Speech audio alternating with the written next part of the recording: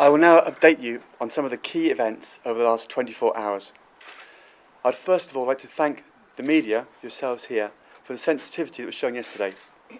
That families were not sought out and pursued by the media is really appreciated.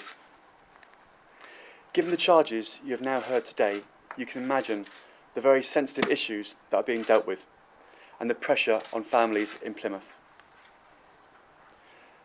Last night, over 100 people gathered at St Paul's Church in Efford. Several of us here spoke with and listened to parents and carers who were there. We discussed what we could at that time.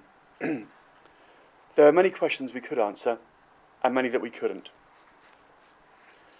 This investigation is fast moving and now confirmation has been received of evidence leading to the charges today. This is a significant and disturbing situation. The position is made more difficult by the fact that identification of the children in the images is very difficult. There are many that contain the images of torsos. Superintendent Middleton will cover this in more detail shortly. During the course of the day, communication, either by telephone or in person, has taken place and is taking place with those who attended last night. As we go through the painstaking task of trying to identify who may be concerned, we will focus our communication to those families that we believe are involved. I will now hand over to Russ Middleton, our Head of CID. Good afternoon. Because of legal restrictions due to the fact that George has now been charged, and in order to respect people's privacy in this very sensitive inquiry, I will be limited in what I now say. We are treating this investigation very seriously and have a large team of detectives and specially trained officers and staff working extremely hard with our partners from all of the other agencies. A priority for us is to build upon and maintain a close relationship with the families of any potential victims.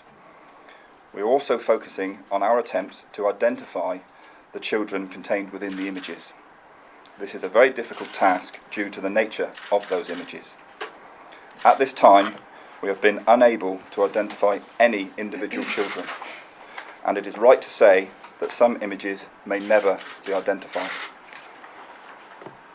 As I said just at the start, to protect the families and children involved and to comply with legal restrictions, I do not want to go into any further detail about this ongoing investigation. However, if anybody out there does have any information that may assist us or help us with these inquiries, please contact us on the published telephone number 08452 777 444 or anonymously on Crime Stoppers 0800 555 111. Thank you. We hand over to Bronwyn Lacey from Plymouth City Council. Good afternoon, ladies and gentlemen. I'd like to focus my comments on the support that we're giving to the families concerned. As you've heard, we met the families last night, listened to them and answered their questions, both as a group and then individually. We've continued this today. Our plan is that today every family that we know about will have had either a phone call or a visit by a social worker and a police family liaison officer. These will continue, and we will be also working with any parents and children that have still to come forward.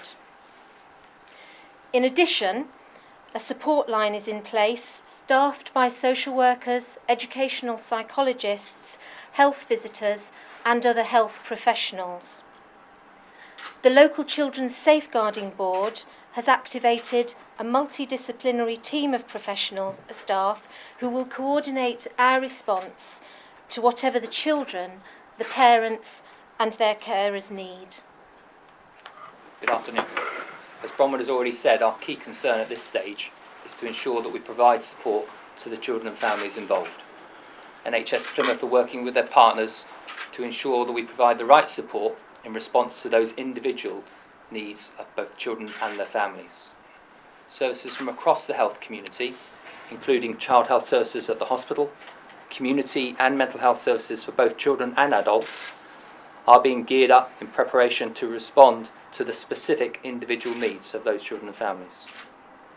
Health staff, as you've already heard, are playing an active role in manning the support line, and that can be accessed through the police contact number that Russ referred to earlier. Thank you.